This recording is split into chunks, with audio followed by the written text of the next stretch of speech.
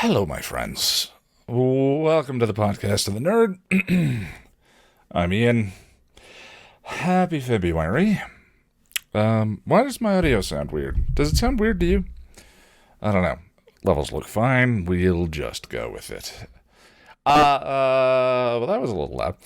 Things are weird in Colorado. It was 70 degrees yesterday, and now it's snowing. Did I just open up with a weather report? Anyway, today on the docket, we're going to be talking. I'm going to give you an update on the 2020 resolutions. I want to put out a quick word about the Patreon Hangouts that we've been having that I stream to the channel. Today, I solicited on Twitter, Facebook, and the YouTube community page for questions that people might be interested that I discuss on today's podcast. That's actually one of the reasons why I'm recording a little bit later today, was I wanted to give people a chance to see those posts and leave questions if they wanted to, which is going to run into Twitch stream time, but that's okay. And I've been having this weird thought about settling. Been grappling with, you and I talk, right? We talk about things and stuff. And by way of, I've just been thinking about the boat behavior. And the year-end wrap-up is, or rather, taxes are recurring and working on these goals for next year and stuff like that. My mind has been chewing on something that I thought I would talk to you about. And then after that, I want to roll a new Saturday adventure of the nerd using a random number generator to pick a random page from my Lonely Planet Colorado guidebook. So far, we've done 2. This will be the 3rd one. And there's always a chance that Colorado's a big state. And so far, I've gotten pretty lucky with the rolls. But, Telluride and Mesa Verde are 7-hour drives from here. And there's always a chance I'm going to roll one of those these days. So let's hope it's not today, because I will be going. And after that, we're going to end with the Fic Reading, Chapter 7 of Here Is Gone by Terri Botta. The timecode links for all of this are in the show notes or the description if you want to skip around. So, let's talk a little bit about New Year's resolutions. It's February, and I thought I would check in with you, my accountability buddy, on how the New Year's resolutions I set up on the last December podcast are going. I'm still not sure what the best approach to this is. There were a lot of items on that list, and maybe tackling one area in a segment per podcast might be better than me going through the whole list like this. I don't know. Also, I don't know. Let's just see how it goes. Anyway, in order to expedite the list, I have grouped them as going well or not going well. The good list and the naughty list. So let's start with the good list, because I like starting with the good news. So I had some fitness goals. To that end, I've signed up for the Boulder, which is a 10K run in May, and I've been using that as a training structure, or rather the carrot on a carrot on the horizon to kind of move towards. I have not run in January. I didn't run less than twice in a week, usually 3 or 4. And I'm feeling stronger. I'm using a very gentle training program to go easy on my 40-year-old knees that do object strenuously the next day. Lots of creaks, trying to do some stretching. I just bought some ice packs to kind of keep them down. But I don't know physics, but whatever the impact of the weight that I'm carrying on knees and ankles, the last thing that I want to do is injure myself in this attempt. So I'm trying to be very ginger, and it's working. A lot of times I'll do 1 minute of running, 2 minutes of walking after I've done the main training run. And the goal is just to keep my heart rate up, burn some calories, and, keep things moving in the right direction. Alcohol. I was aiming to start the year with a dry 60 days. Those of you who were watching the Patreon Hangout live stream know that didn't happen. I instead hit a dry 30 days before having some, or let's say too much, I don't want to call myself a professional drinker, more semi-pro, wine with Jess this weekend while we were breaking the Shindig script. Yeah, there's not much to say about that.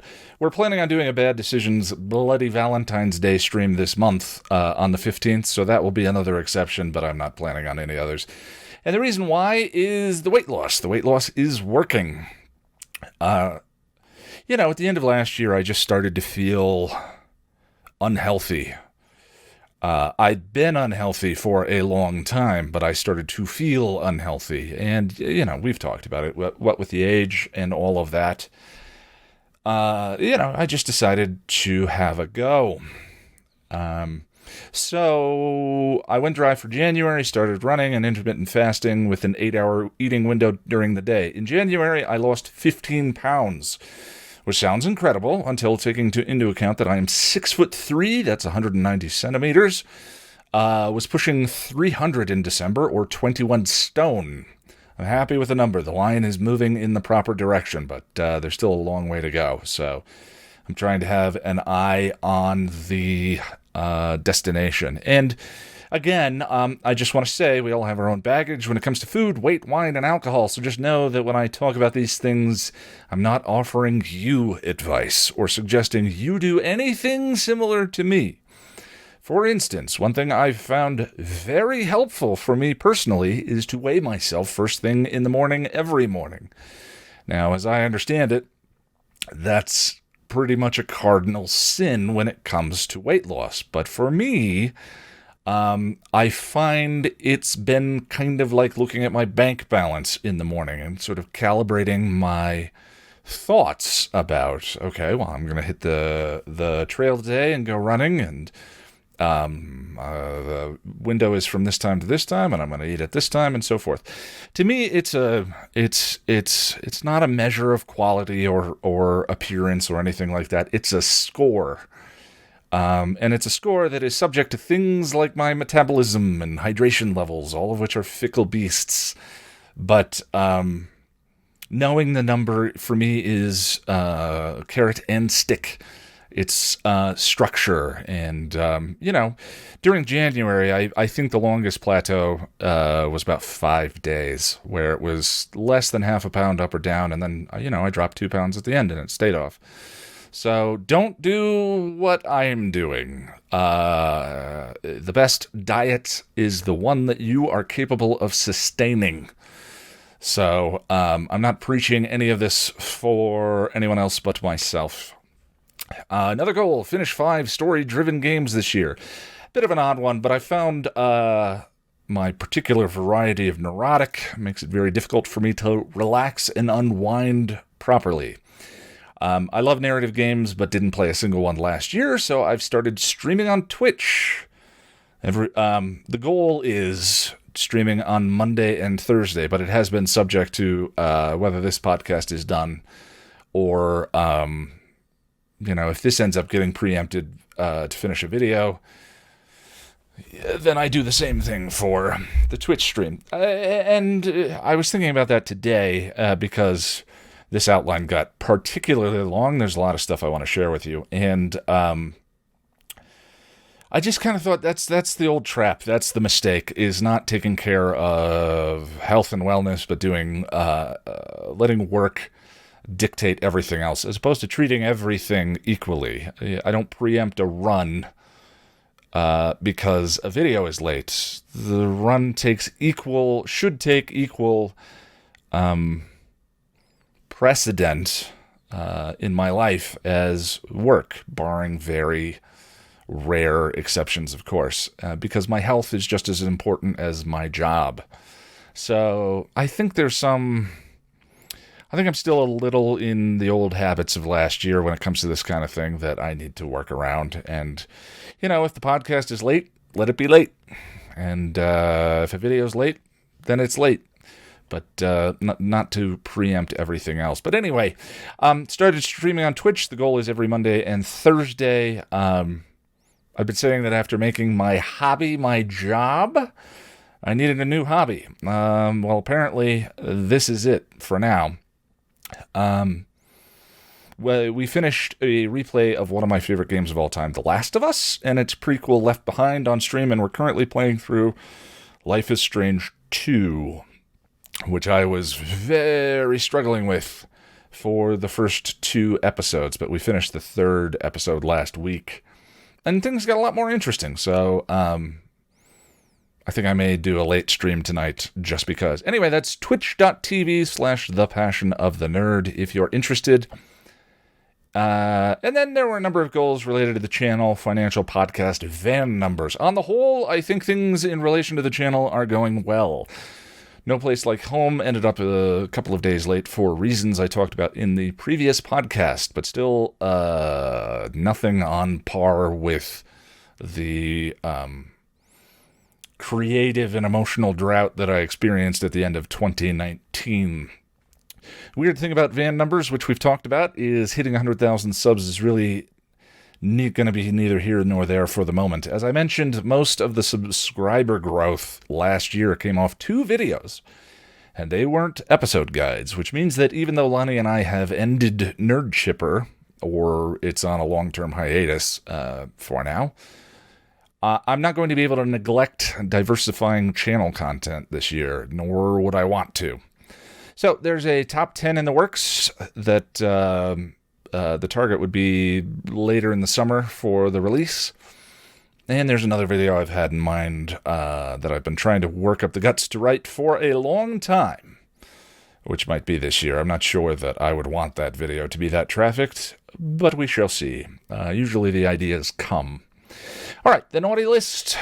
Meditation, as it has historically, this goal has fallen victim to stretches of personal success and productivity. When I am struggling and, up in my head and feeling super anxious more so than normal, meditation's easy. Just sit down, get it done, let's meditate. But when things are kind of rolling along, it's less so. Although this podcast was so late in the day, I actually did do a Uper session before this. Excuse me. Dating. Online dating. Blurg. I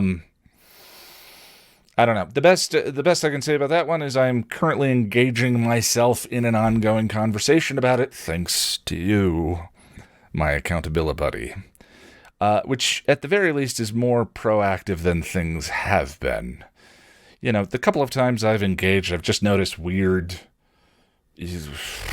not cool behaviors. I'm not going to complain about online dating in this podcast. I've done that in previous podcasts. But, for instance, I did notice, I was sitting there swiping through and trying to decide whether or not to send this woman a message. And then I I looked at a particular picture of hers, and now, give me a minute here. I'm not sharing this with you as a positive thing. I'm sharing this with you as a guilty admission of stupidity. Because of her hairstyle in a particular picture, I went, nah, and started to swipe away. And then I caught myself. If you're watching the visual version of this on YouTube, you're fully present to the ridiculousness of someone like me criticizing anyone for their hairstyle. And I was like, what? I'm not that guy in person. I try and be compassionate and kind and, actively combat my own cynicism and all of that, wherever I find it.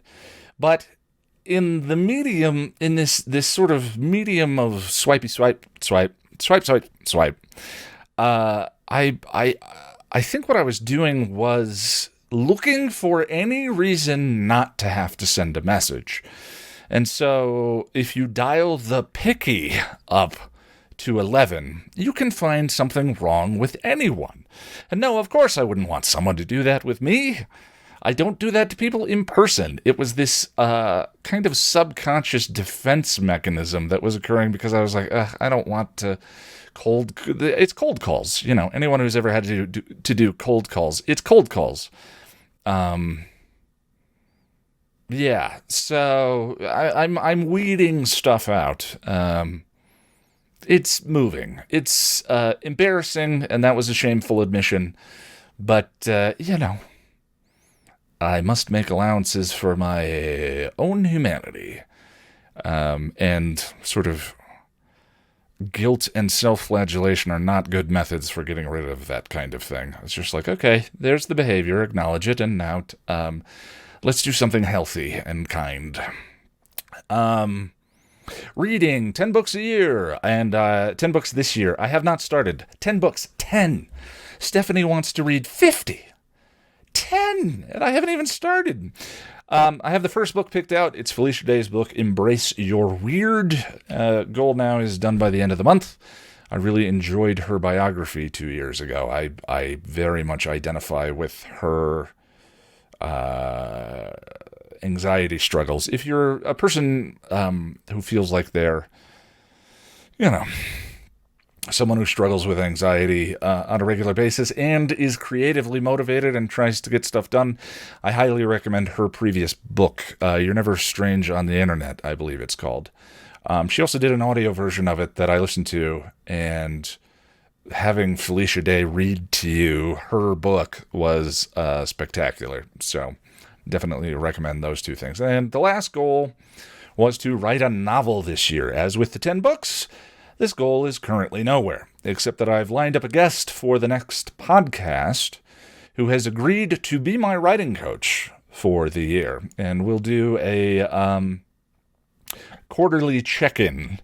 So here, we're starting next week. We're going to talk about starting from scratch. I have one idea, but basically no ideas. I'm not someone who fancies himself a novelist either. It's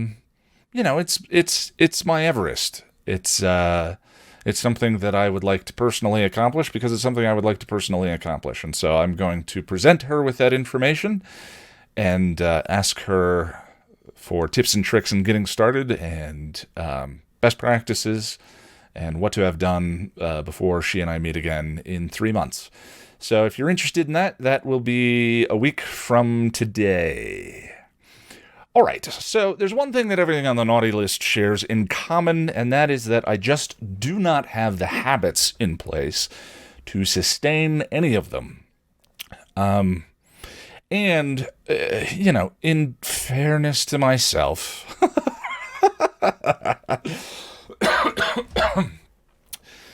I've bitten off a lot this year. I mean, between the health goals and channel and normal sustaining things and all of that, it was a relatively ambitious list, and it was supposed to be.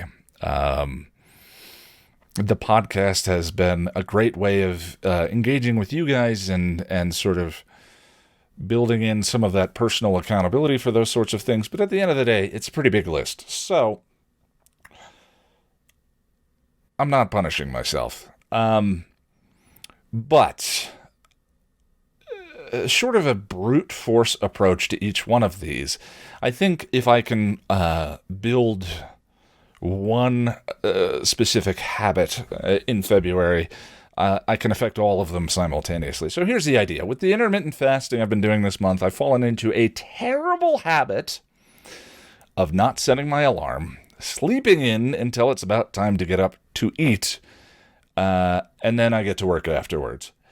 No, I haven't been setting my alarm. I try and control my wake-up time by when I go to bed. Yes, it is awesome, and I highly recommend everybody do this for periods of their lives.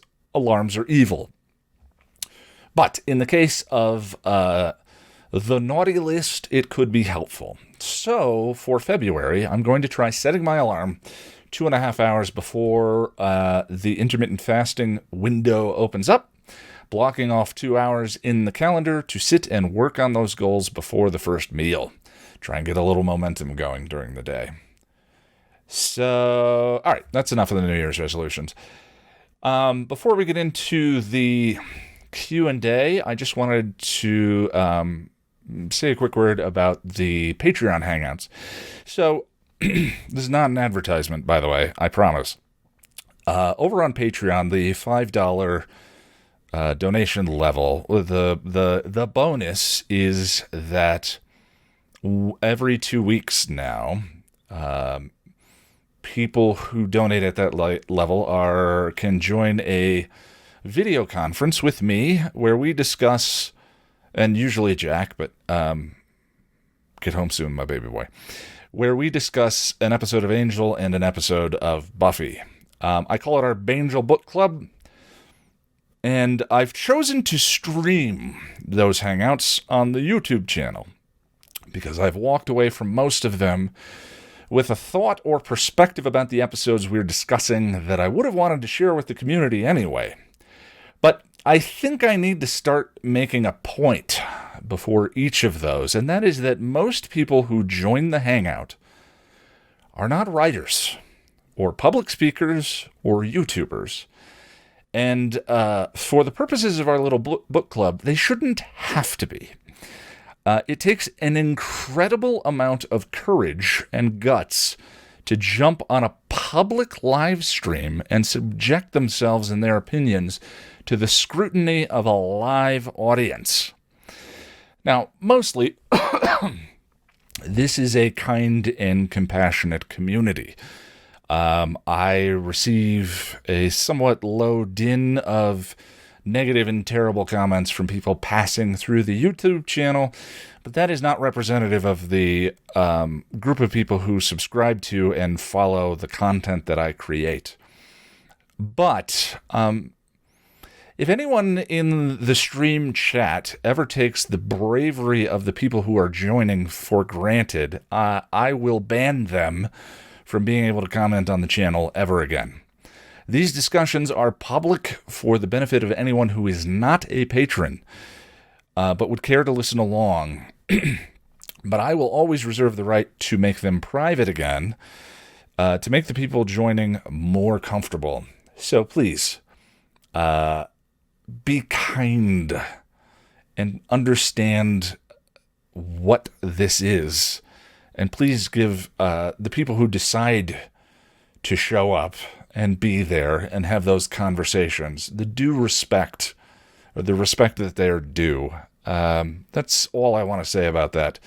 And I've been thinking that I probably need a little preamble before those streams, and that will probably be it. All right, let's do some Q&A. I solicited questions from Twitter, the Facebook fan page, and the community page of the main channel. I'm trying this out to see if, this is interesting for you guys, if there's some benefit in the direct exchange for the podcast. Might make this a thing once a month. There were more questions than I had a chance to get to and still keep the podcast at an hour, which also still seems unlikely. But if I didn't get to yours, thank you for asking. And I may still next month, especially if we do this as a regular thing. Late Paul on YouTube asks, I know you've said in the past that you've gotten more out of some episodes once you've had to do a guide about them. Is the reverse ever true? Ever feel like you lost your love or enjoyment of an episode having analyzed it? I did a close rewatching of a few episodes for a thing recently and thought, gee, I found a way to make something fun into a chore. Paul, the answer is yes. Typically, the ones that jumped to mind immediately were Hush, which I think is incredible. It's a high concept, artistic exercise. It's beautifully shot. I love the soundtrack. I mean, it's wonderful. But by virtue of the characters not having much to say through the course of the episode, there isn't as much fodder for conversation or examination as what I like to do in the videos. I try and shy away from just making an impression review, which I don't have a problem with when I'm looking for an impression review. But people watching the channel, most of them are not interested to just hear me say, see, look, it's good. And then that's kind of the end of it. So sometimes there's been less fodder for those kinds of things. I remember with New Moon Rising, I stumbled on a perspective while watching it that I realized I agreed with. I knew it was going to be contentious, and it sort of explained why I had emotionally felt on some level like the episode didn't work for me, but never figured it out before. And I believe it was the structure of... I mean, you can go watch the New Moon Rising video if you're interested.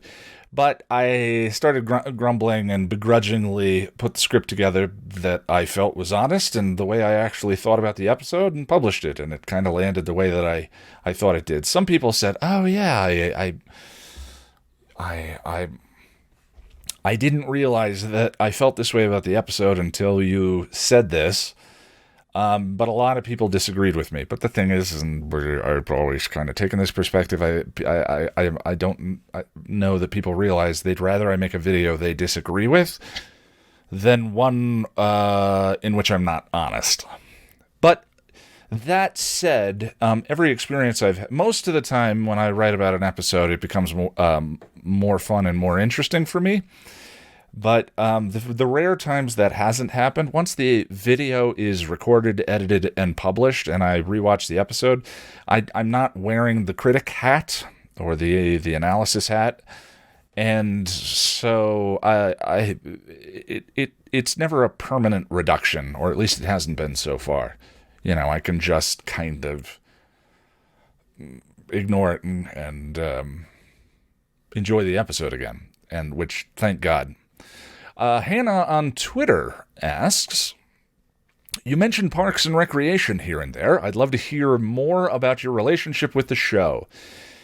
Yes, Parks and Recreation is my big, comfy blankie of a show. I've become more and more a vocal advocate of it because I realize, just kind of based on how much I quote it, how much I watch a little bit of Parks and Recreation every night. It helps me relax and go to sleep. And but I've now seen it hundreds of times. I don't know about hundreds for the whole season, but quite a bit. I've also found it can be kind of a hard sell, partially due to its pedigree. The show was created by Michael Schur, and was originally intended to be a follow-up and occurring in the same universe as The Office. Michael Schur actually played dead air because I totally forgot his name. Dwight's cousin on the show. Michael Schur, after this, went on to create The Good Place, which I think more people have warm, fuzzy feelings about it. Consequently, the first season of Parks and Recreation has this incredibly dry feel to it that ends up not being representative of the series at all. I've talked to a lot of people who said they tried watching the show but found it boring, and invariably it was because they started with the first season. Don't do that. Start with Season 2, Episode 1. That is the season where the show finds its own unique voice, which is almost nothing like The Office, except that I find them both funny. And you'll pick up on the relationships quickly enough. I don't think it's necessary to watch the first season. If you get through Season 2 and then the show grows on you and you enjoy it, after I did that, I have since gone back and watched Season 1. And it's funny. It has its place. It's just not a good jumping off point for the show. I love the show for a number of reasons.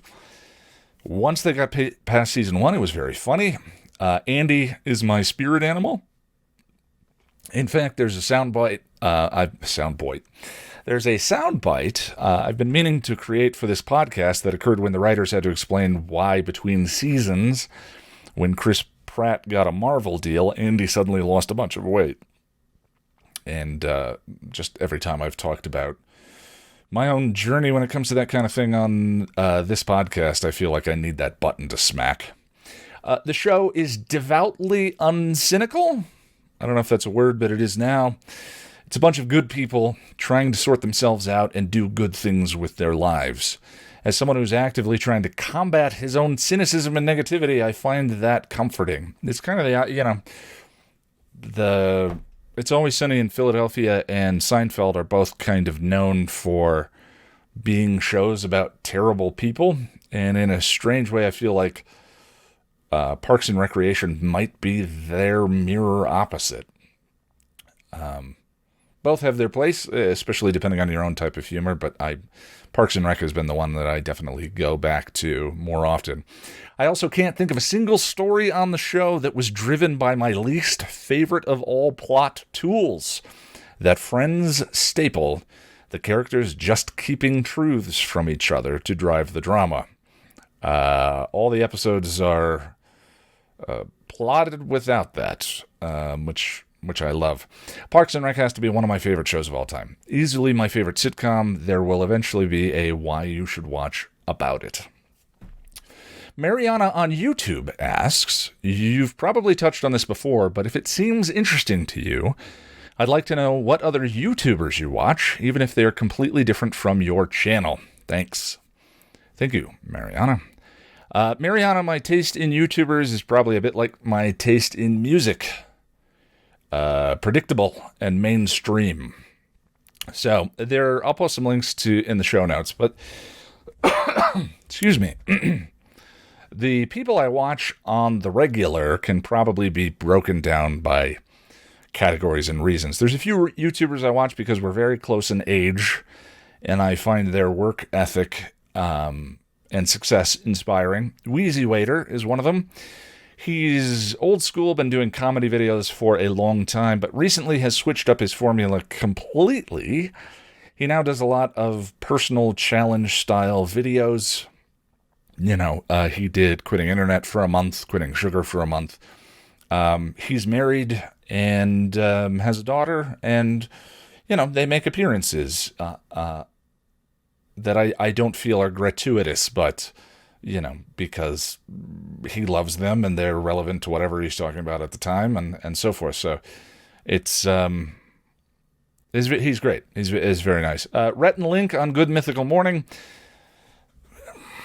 As I said, mainstream and predictable. I don't have an aversion to formula.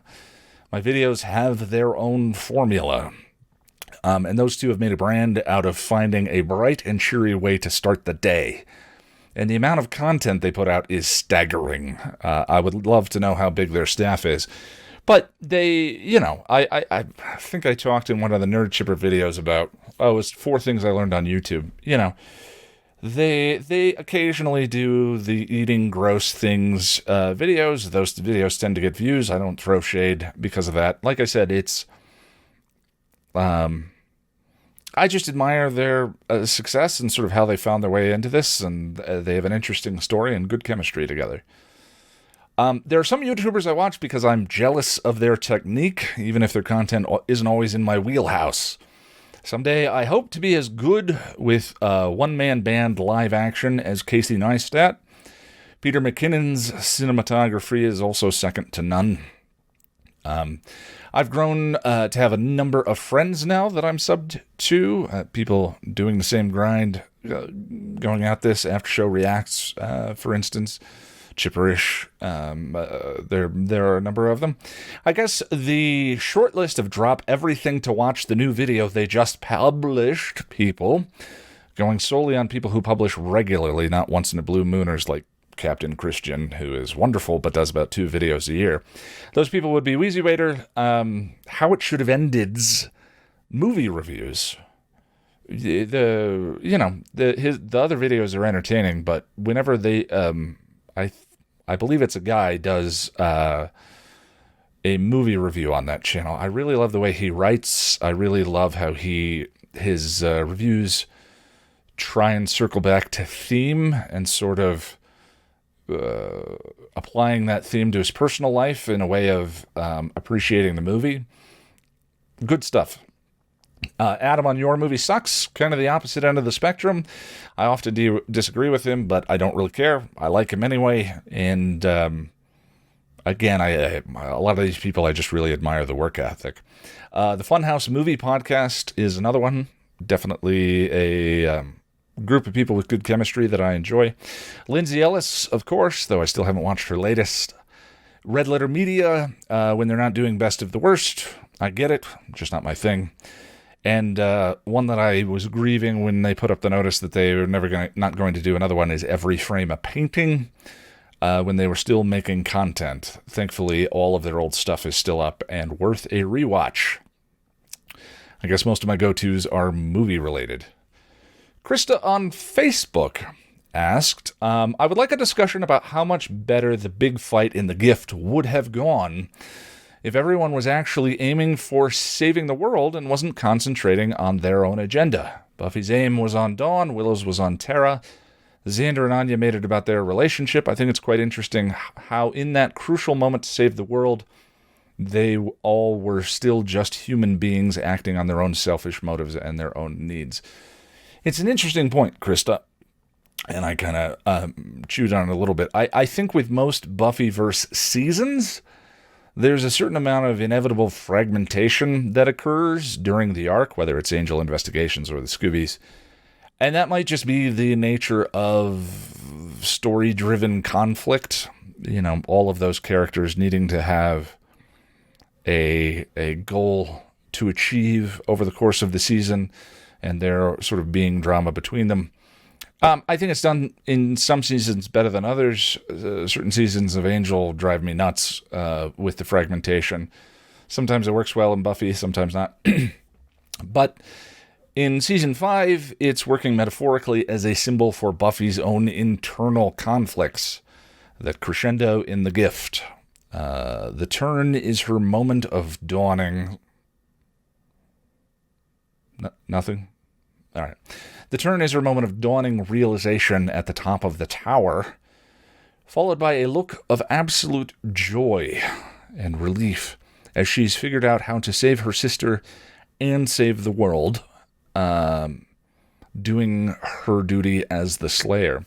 Metaphorically, that unites the two halves of herself that were represented this season in Dawn and Glory. I mean, kind of spoiler for the rest of the episode guides, but anyone who's been following for a little while has probably heard the spiel in the top 10 list.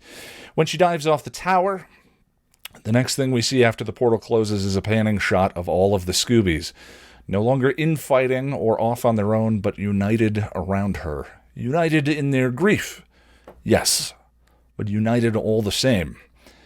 And as frustrating as those fragmentations can be from season to season, I personally can't see another way The Gift should have gone.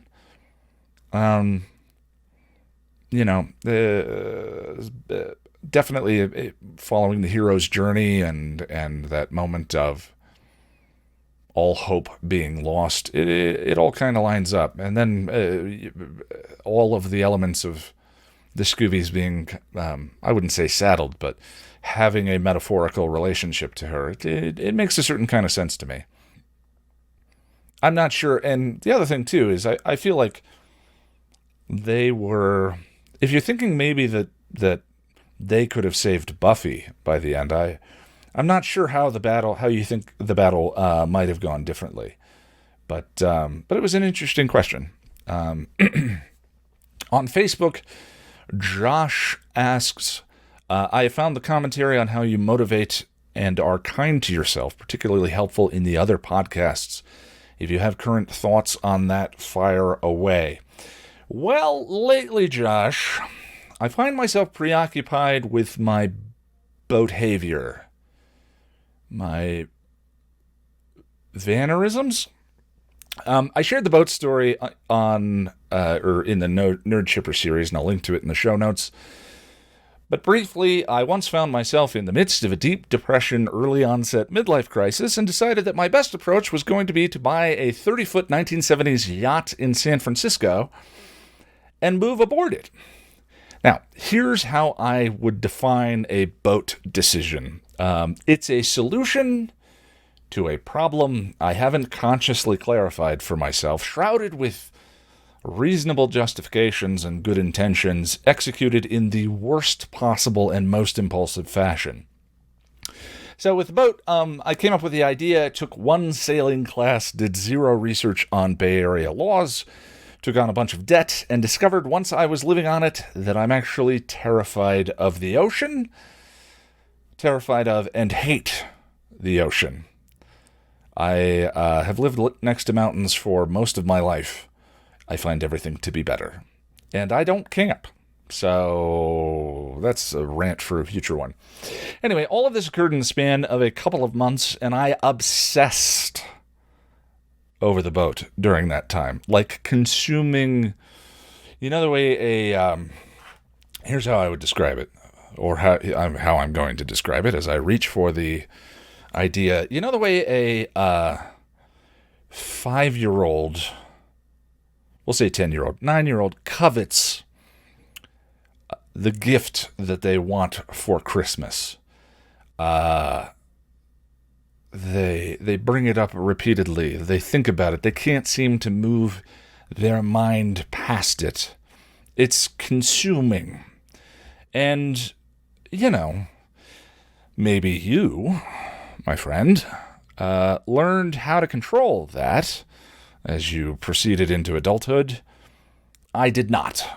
And, or rather in certain instances, that desperate desire for whatever the thing is comes back. And so part of what I've been thinking about, Josh, is what is that? Because it's been happening again. So I obsessed over the boat for that time. I shopped on Craigslist for boats on sale every day. I subscribed to as many YouTube channels about liveaboards as I could find. And I had many friends and family who were pleading with me to take things slowly, do my research, all of which I ignored with my own passion and compulsiveness.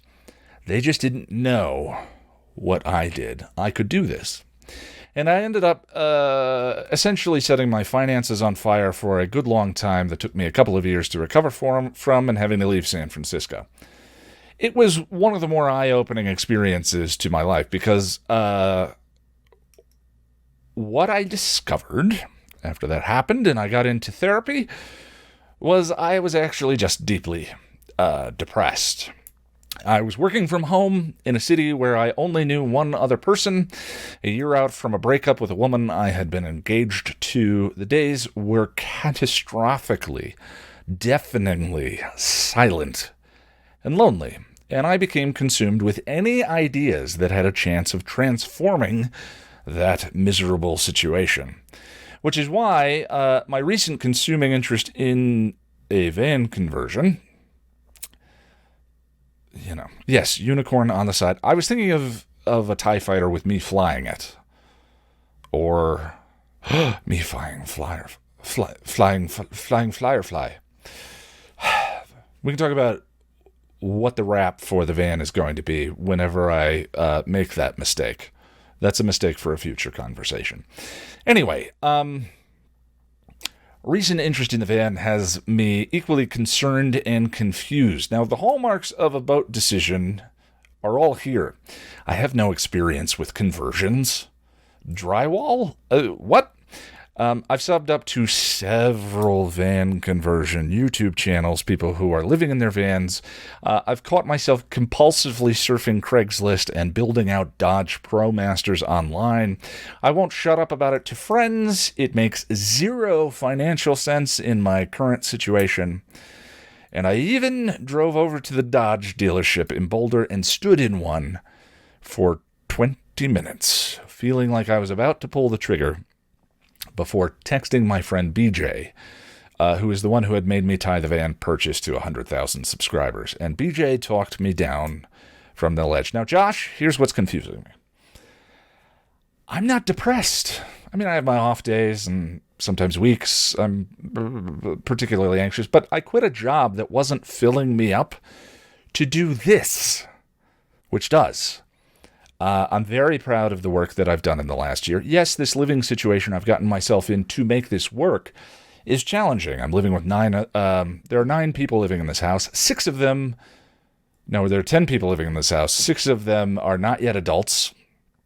But I have my privacy when I need it. And when I was living alone in 2018 and earlier, I spent so little time around other people that it probably became unhealthy too. I've learned a ton from being around this family. I have good relationships with them, especially the 2-year-old. Now, that might be because she can't talk yet, but I'm going to take it as a plus. I'm putting that one in the plus column. And to some degree, I feel like I'm getting a chance to experience some of the things I was never going to, as someone who is never going to have kids. That's a topic for a different day. Anyway, on top of all of that, am I thinking I'm going to live in a van conversion in Colorado down by the river? No. So, nonetheless, this compulsion sneaks back up on me, and it has me puzzled, but I have a theory. I've been prepping taxes, and last week I took a look at Patreon.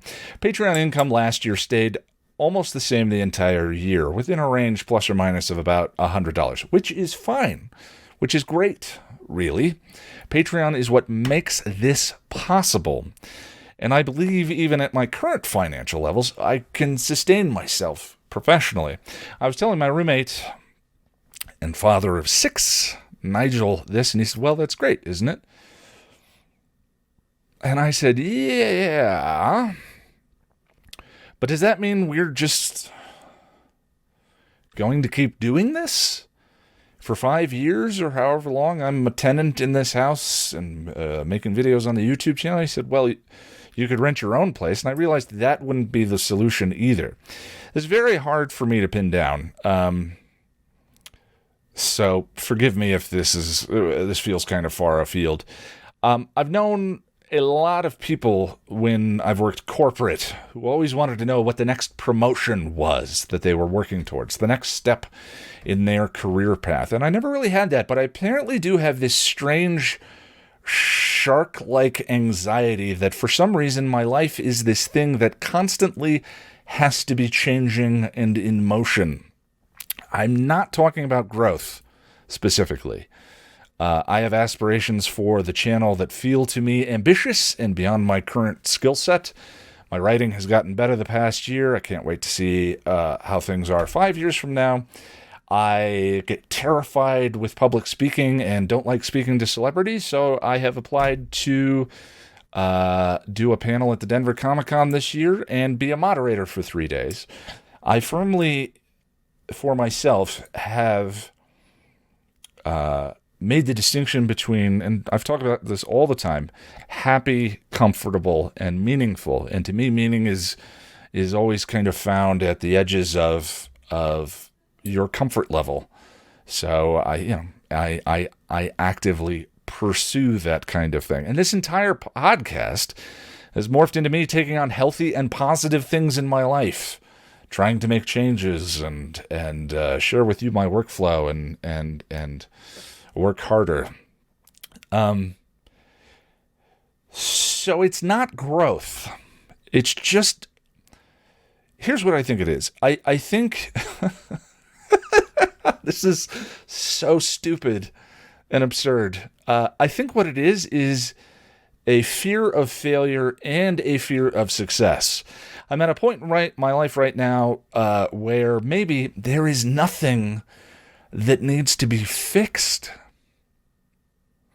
There's no emergency to address, no fire to put out, there's no crisis to avert. And I think part of me finds that placidity so unsettling. There's just me. settling in, being calm, continuing to do the work that I know I'm good at and can be even better at with time and effort. There's a handful of health and financial related things to address that I'm addressing and have faith in my ability to address. The future just looks good. And that is terribly unnerving. So much so that I think my brain is wildly striking out at changes I can make around me, and maybe I'll get lucky, screw something up, and create a crisis for myself to address. One of those might be a new vehicle I can't afford, the purchase of which I've shrouded in exciting ideas and good intentions of a conversion. I was having dinner with someone I've been friends with for 20 years last night, and he said, yeah, I think it's normal for everyone to crave growth, but you've kind of built your life around that. And for as long as I've known you, though, Ian, you've never been able to just let things be and live your life. The last time I remember trying to settle down, which is what I would describe this thing I'm grappling with, I guess. I was working at a job that was sucking the life out of me, drinking more and more, and engaged to a woman who said to me one day, Ian, you're just depressed all the time. And I told her, I'm not depressed. I'm fine. Look at me. I'm not feeling anything. And after we ended things, I realized that I had been depressed for years because I had abandoned any pursuits outside of our relationship that made me me. That is incidentally why I identify with and actually kind of like Riley in season 5. But here I am years later in the opposite situation, and the thought of just settling into a happy, healthy, crisis-free daily routine that I can potentially see stretching far off onto the horizon fills me with vertigo. Yeah, I don't yet know what to do with that personal discovery. Step one is always recognizing a pattern of behavior, I suppose. But that's what's been on my mind recently. Josh. Might have been a little too much information, but that's okay. That's kind of what the podcast is for. So, all right. Time to pick a random number for Adventure of the Nerd next Saturday. So, my Lonely Planet Colorado guidebook has only a certain number of pages that are actually the locations themselves, and the rest are sort of how-tos and whatever. So here I am entering those pages, and I'm going to hit generate. I'm using Google's random number generator because going anywhere feels equally unappealing to me. And so, again, this is a pursuit of meaning as sort of activity, but that being the case, may as well be a random number generator. Now, the thing is, Colorado is a very large state. It's not California large, but it's a big rectangle with a lot of square footage, and there happen to be a big thing of mountains right down the middle of them. And there are locations in Colorado that are 7 hours drive away, and there's always a chance that I'm going to get one of those with the random number generator. And I'm going. I've just decided. But it makes these a little spicy. Maybe just for me. That's okay. So, 56,338, generate, and Saturday I am going to page 264. I got nervous.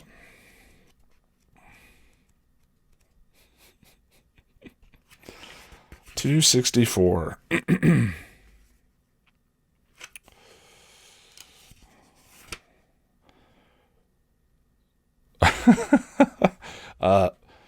Ouray and the $1 Million Highway. I've lived in Colorado all my life. I have no idea what that is. With gorgeous ice falls draping the Box Canyon and soothing hot springs dotting the valley floor, Ouray is one privileged place, even for Colorado, we of the Aspen and Vail.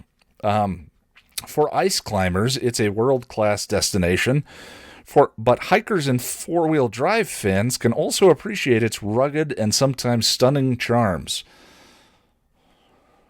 I'm not in that paragraph.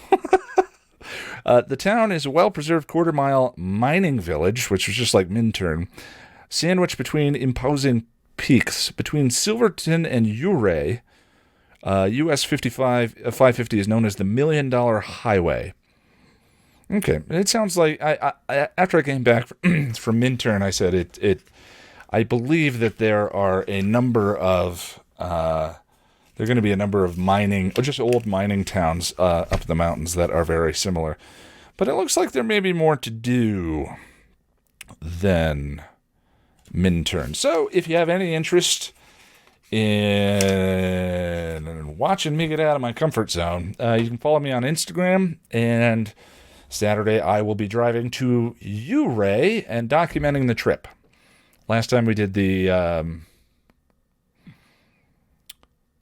aquarium and the Fernie Museum of Transportation.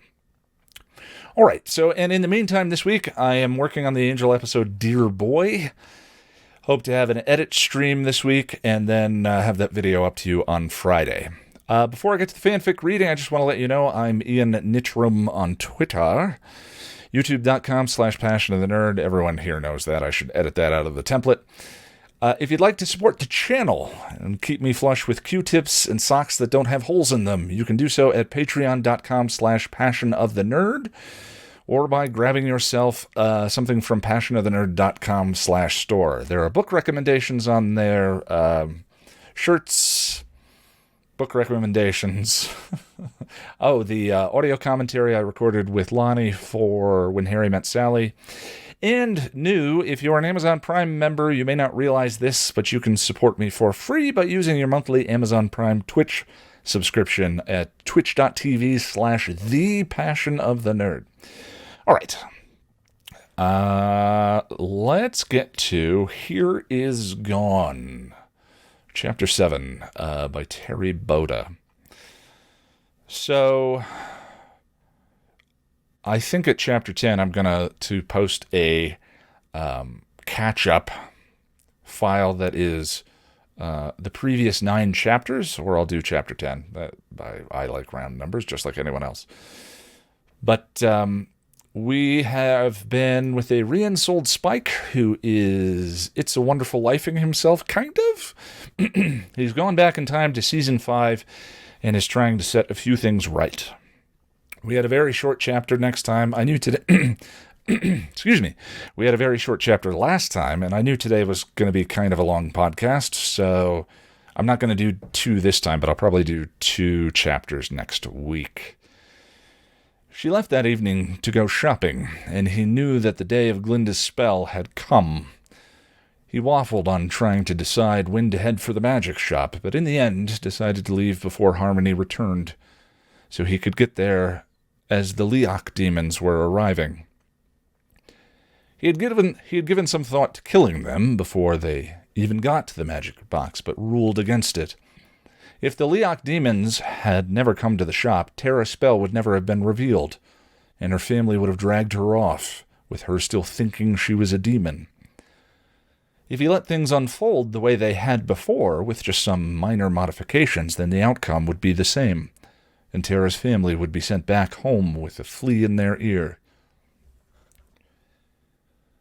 When he arrived at the magic box and Buffy didn't see him come into the training room, he knew that Glinda had already cast her spell. Positioning himself by the training door, he waited for the Leocs to get there. He didn't have to wait long. Less than 10 minutes later, the 3 demons entered the magic shop and 2 came into the training room. He hid by the exit so they wouldn't see him when they entered. "Buffy, behind you," he warned as the demon attacked. "What the?" Buffy gasped as she was struck by an invisible foe. "Spike!" "I'm here, Buffy, but it's a Leoc demon. It's on your left." She swung left, her fist hitting the beast and sending it flying, but she still couldn't see it or Spike. "Where are you?" she demanded. Right here, he answered, standing next to her right shoulder. You can't see me. Someone's cast a spell of non-seeing. A what? Spike saw the second Leok approaching and prepared to do battle. A spell of non-seeing. There's another one. It's coming at you from the left. Buffy took up a fighting stance. Are there any others? One more in the shop. He leaped and threw himself on the demon. I've got this one. You go help the others. He watched until she was out of the training room before turning to his opponent. Leok demons were strong, but not very fast or bright, and Spike easily overpowered it. He killed it with the scythe he'd grabbed from the wall and hurried out to help Buffy. It was at about that time that Terra arrived with her family, realized what was happening, and revoked the spell, revealing the tableau of carnage, and Buffy finishing off the Leok she was fighting.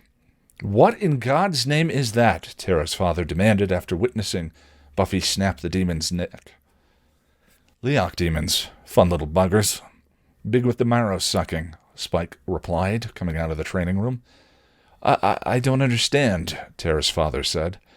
I'm not sure I do either, Buffy commented, looking down at Terra, who was huddled by the corner.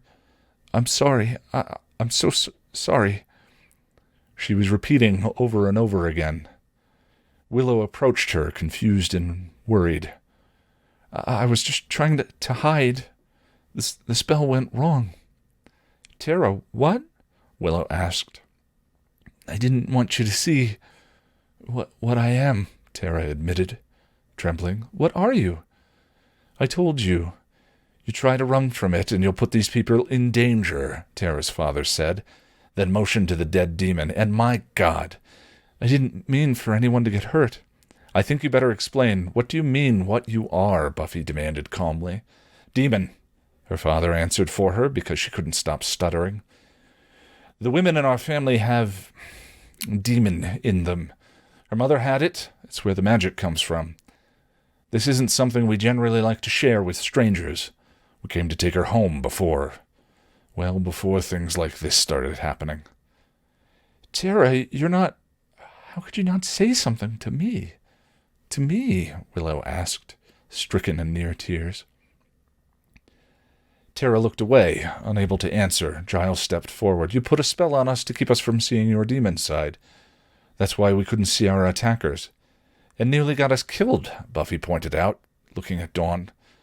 Terra rose to her feet unsteadily. I'll go. I'm very sorry. The camper's outside, her father said gruffly. Wait, go. She just did a spell that went wrong. Buffy, it was just a mistake, Willow begged, not wanting to see her lover leave. It's not the point, and it's not your concern. The girl belongs with us. We know how to control her problem, Terra's father insisted. Willow refused to leave it at that. Terra, look at me. I trusted you more than anyone in my life. Was all of that a lie? No, Terra firmly denied. Do you want to leave? That's not your decision, young lady, Terra's father said. I know that, Willow snapped, then turned to Terra. Do you want to leave? Sniffing, Terra shook her head slightly. You are going to do what's right, Terra. Now I'm taking you out of here before somebody does get killed. The girl belongs with her family. I hope that's very clear to the rest of you, her father interrupted. Buffy looked at Dawn, then at Terra, the wheels turning in her head. Spike watched the lights come on behind her green eyes and had to smile. It is. You honor, Mr. McClay. I may have mispronounced that. You go ahead and take her, Buffy said in the Slayer voice, crossing her arms and facing the man. You just gotta go through me. What? Terra's father blurted. You heard me. You want to take Terra out of here against her will, then you gotta come through me, Buffy repeated calmly. Dawn stepped up to stand beside her sister and me. That's my girls, Spike thought, biting his bottom lip to keep from smiling with pride. Then he looked over at Terra to see what was happening register on her face. No one's ever fought for you, eh, Glinda? It's a good feeling, isn't it?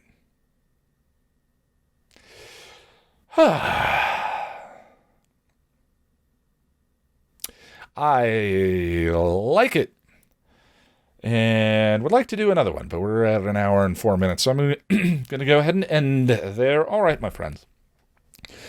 that's all I've got. Bit of a weird one. Yeah.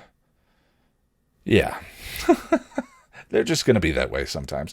Thanks for spending your time with me. I appreciate it. You have no idea. We'll see you in a week.